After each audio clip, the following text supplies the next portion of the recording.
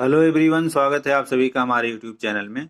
इस वीडियो में हम आज आप सभी को वृत्त और उससे संबंधित कुछ शब्दावलियों को हल करना सिखाएंगे। तो आइए हम बारी बारी से सीखने का प्रयास करते हैं।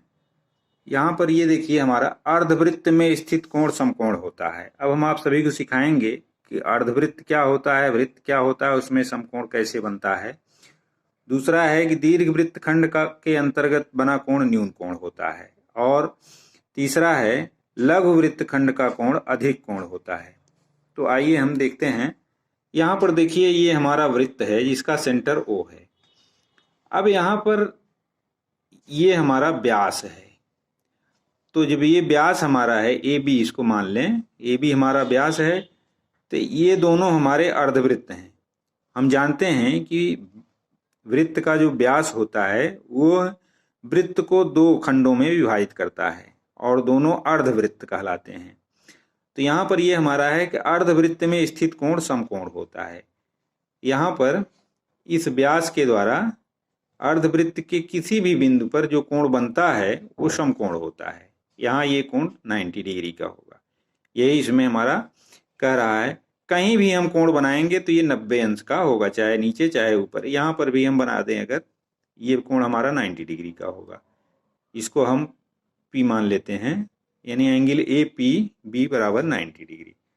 अगर यहाँ पर भी हम बना लें तब भी ये हमारा 90 डिग्री होगा। चाहे जहाँ बनाएं, तो इस तरीके से अर्धवृत्त में स्थित कोण समकोण होता है। अर्धवृत्त हमारा ये है। अब दूसरा है दीर्घवृत्त खंड का अंतर्गत कोण न्यून कोण होता है। यहाँ देखिए, ये हमारा एक वृत्त है। अब अगर एक AB ये जीवा है, अब यहाँ पर AB ये वृत्त का व्यास था। सबसे बड़ी जीवा व्यास होती है, वृत्त की सबसे बड़ी जीवा व्यास कहलाती है। अब यहाँ पर AB जीवा है। जीवा यानी वृत्त पर स्थित किन्हीं भी दो बिंदुओं को मिलाने वाली रेखा को हम उसकी जीवा कहते हैं। अब यहाँ हमारा ये दीर्घवृत्त खंड है और ये लघुवृत्त खंड है। ये ऊपर वाला पोर्शन हमारा दीर्घवृत्त खंड कहलाता है, दीर्घवृत्त खंड। अब ये नीचे वाला पोर्शन ये हमारा लघुवृत्त खंड कहलाता है, लघुवृत्त खंड। अब ये कह रहा है कि दीर्घवृत्त खंड का कोण न्यून कोण होता है।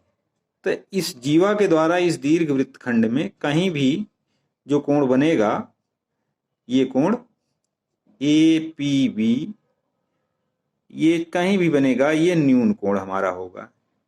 ये भी सब बराबर होंगे और ये न्यून कोण होंगे। अब आइए हम दूसरा देखते हैं कि लघुवृत्त खंड का कोण अधिक कोण होता है। यहाँ पर ये देखिए, हमारा ये जीवा है AB। अब इस जीवा के द्वारा जो कोण बनेगा लघुवृत्त खंड में, ये हमारा लघुवृत्त खंड है, ये दीर्घवृत्त खंड है। तो यहाँ पर जो कोण बनेगा, ये कोण हमारा ये अधिक कोण होगा, अधिक कोण, अधिक कोण। और इधर जो बना है ये न्यून कोण हमारा है, और इधर जो बना है समकोण। तो इस तरीके से हम आशा करते हैं कि आप सभी इन शब्दावलियों को समझ गए होंगे कि दीर्घवृत्त खंड क्या होता है, लघुवृत्त खंड क्या होता है और अर्धवृत्त खंड क्या होता है। तो अर्धवृत्त में स्थित कोण समकोण होता है, दीर्घवृत्त खंड में स्थित कोण न्यून कोण होता है और लघुवृत्त खंड में स्थित कोण अधिक कोण होता है। ये तीन प्रमेय हैं जो वृत्त से संबंधित हैं। अब ये रहा हमारा दूसरा कि वृत्त के किसी चाप द्वारा केंद्र पर बना कोण उसी चाप द्वारा परिधि पर बने कोण का दुगुना होता है। अब आइए हम देखते हैं कि ये हमारा, सपोज कर लीजिए ये हमारा एक सर्किल है, वृत्त। अब इस वृत्त के द्वारा यहाँ पर एक चाप मान लेते हैं हम, AB इसका एक आर्क है, इसको चाप कहते हैं। इसके द्वारा यहाँ पर ये हमारा केंद्र है वृत्त का, ये O सेंटर है। इस चाप के द्वारा केंद्र पर जो कोण बनता है ये एंगल AOB, इसी चाप के द्वारा इस वृत्त के परिधि पर शेष भाग पर बने कोण का दुगुना होता है। यहाँ पर ये मान लेते हैं P, तो ये एंगल इस एंगल का दुगुना है। अगर ये थीटा है तो ये 2 थीटा होगा। अर्थात वृत्त के किसी चाप द्वारा केंद्र पर बना कोण उसी चाप द्वारा परिध पर बने कोण का दुगुना होता है। अब इसको अगर इधर ले लेते हैं, हम यहाँ पर ले लेते हैं, तब भी इसके द्वारा इस पोर्शन पर जो कोण बनेगा उसका 2 टाइम्स होगा, दुगुना होगा। तो इस तरीके से इन प्रमेयों के आधार पर बहुत से न्यूमेरिकल प्रॉब्लम हमें सॉल्व करने में बहुत ही आसानी होगी।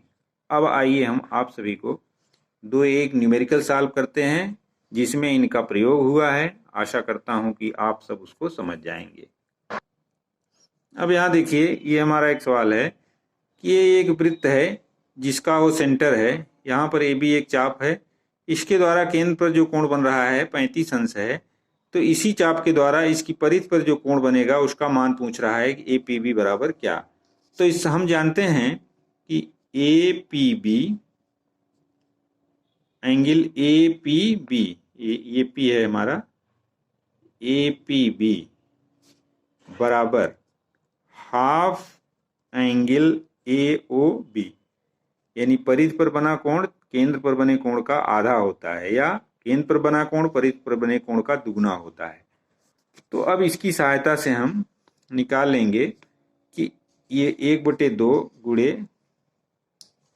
सॉरी, यहाँ पर ए पी बी और ये यहाँ पर 35 बना है, तो 1/2 35, तो 35 का आधा निकालेंगे तो ये 17.5 डिग्री यहाँ पर होगा, 17.5 डिग्री, यही आंसर होगा। तो इस तरीके से बहुत से न्यूमेरिकल पूछे जा सकते हैं और हमें ये सब चीज़ें याद हैं तो हम उसको आसानी से लिख सकते हैं।